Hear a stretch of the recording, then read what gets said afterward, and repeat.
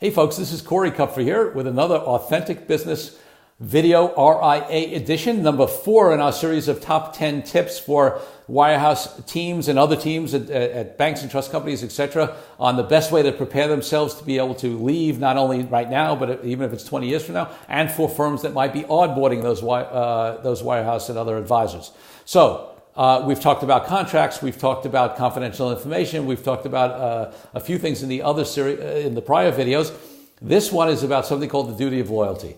So the other way, in addition to taking confidential information, that a lot of advisors run themselves into trouble, and this is true even at protocol firms, this is not just a non-protocol situation, is by violating their duty of loyalty. The duty of loyalty is a legal concept that you should definitely get direct legal advice on. Remember, this is general information. It is not legal advice for your situation. Talk to us, talk to your attorneys to get more. But the duty of loyalty is a problem, is an area where people run into trouble. What the duty of loyalty fundamentally says at a very simplistic basis is that for as long as you are working at your firm, right, up until the moment of resignation, you need to act in their best interest. You need to do what's loyal to them, what would be in their best interest. And the way that some advisors run themselves into trouble is that they don't do that. So, for example, that's one of the areas where speaking to clients in advance about you leaving runs you into trouble. I know there's a temptation to whisper in people's ears, or you don't realize that you're not allowed to talk to them. Don't talk to them.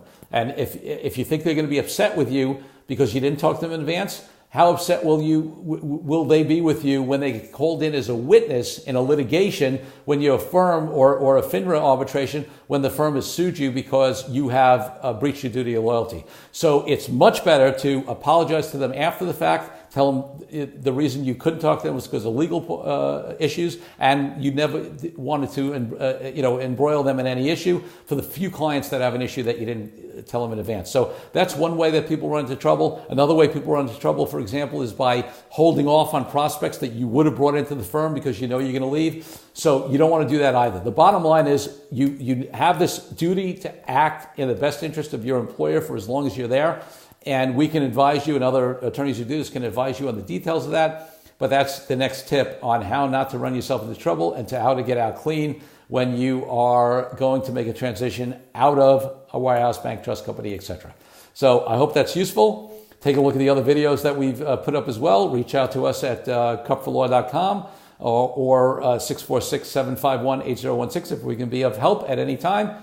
But the intention is to bring in these changing times some good information, and watch out for the 5th video in this series upcoming. Take care.